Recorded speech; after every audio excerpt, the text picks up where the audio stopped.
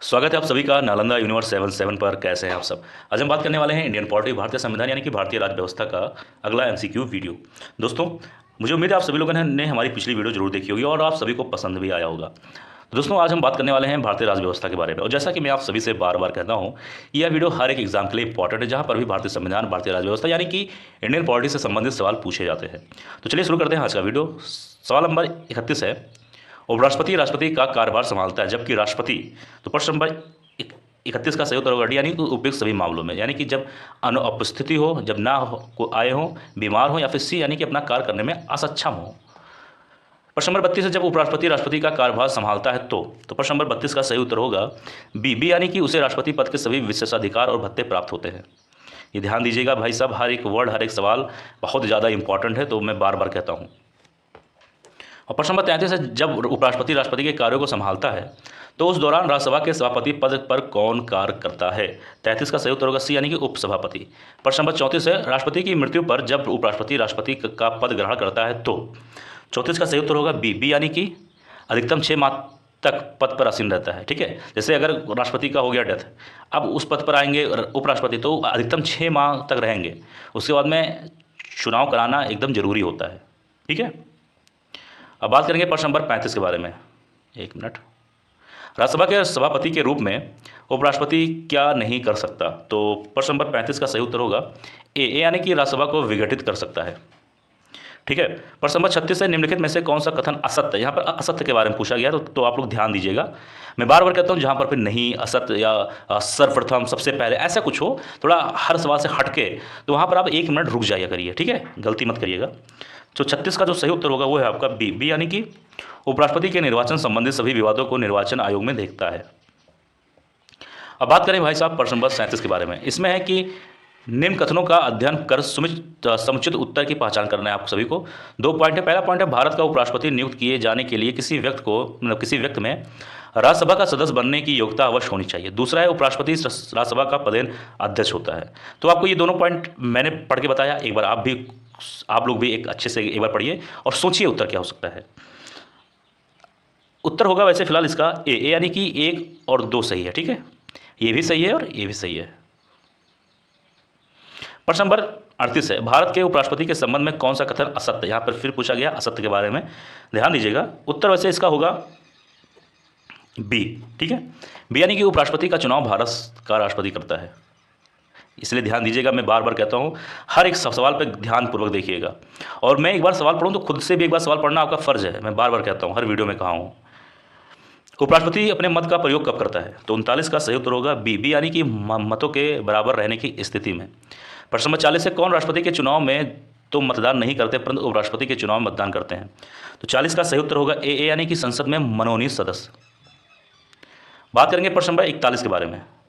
भारत के उपराष्ट्रपति को अपदच्युत करने का संकल्प निम्न में से कहाँ प्रस्तावित किया जा सकता है।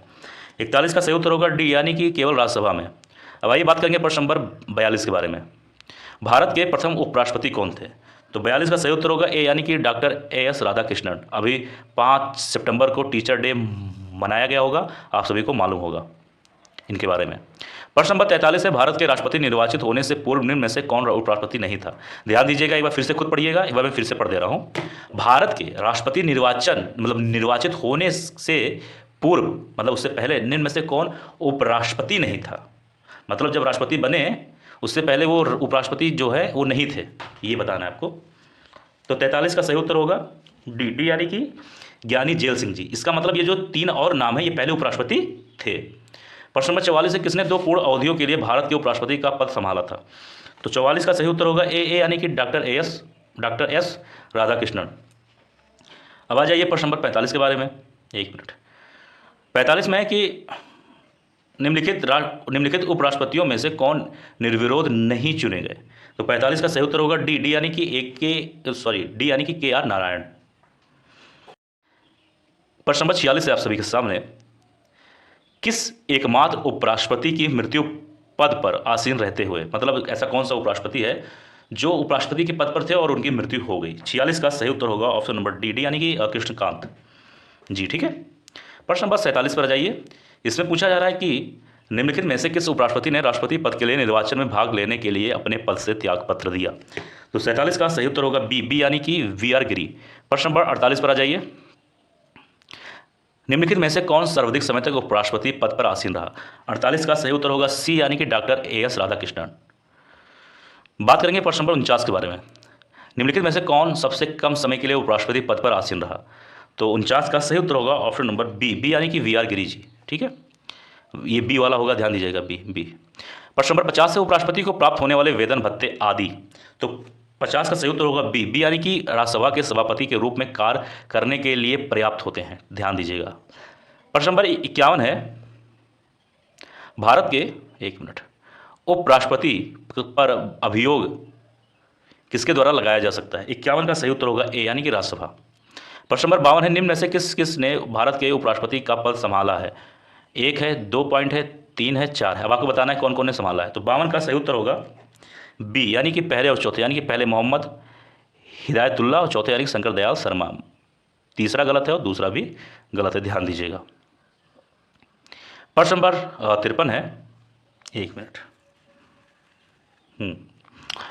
निम्नलिखित में से कौन सा एक व्यय भारत की संचित निधि पर भारित नहीं है? तो 53 का सही उत्तर होगा बी यानी कि भारत के उपराष्ट्रपति का वेतन एवं भत्ते। बात करेंगे प्रश्न नंबर 54 के बारे में। 1 मिनट। इसमें है कि भारत के उपराष्ट्रपति का चुनाव किया जाता है। तो 54 का सही उत्तर होगा ऑप्शन नंबर ए यानी कि संसद के सदस्यों द्वारा। अब आ जाइए प्रश्न नंबर 55 में। इसमें कहा जा रहा है कि भारत का उपराष्ट्रपति किसका पदेन सभापति होता है? तो 55 का सही उत्तर होगा सी यानी कि राज्यसभा। 1 मिनट, ठीक है। प्रश्न नंबर 56 है, भारत के उपराष्ट्रपति के पद पर लगातार 2 बार कौन रहा? तो 56 का सही उत्तर होगा ऑप्शन नंबर ए यानी कि डॉक्टर ए.एस. राधाकृष्णन। ए नहीं होगा यार, डॉक्टर एस राधाकृष्णन, ध्यान दीजिएगा।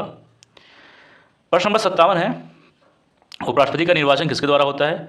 57 का सही उत्तर होगा बी यानी कि संसद। ये कई बार पूछा जा चुका है इसी वीडियो में और अगली वीडियो में जो आप लोगों ने देख चुका है, मतलब पिछली वीडियो में काफ़ी बार पूछा जा चुका है इसके बारे में, जिस तरह सवाल नंबर 57 है। तो आप सभी के लिए आसान भी हो गया होगा एक बार। प्रश्न नंबर 58 है, अपनी पदावधि समाप्त होने से पूर्व उपराष्ट्रपति को उसके पद से हटाने का अधिकार किसे है? 58 का सही उत्तर होगा सी यानी कि संसद को।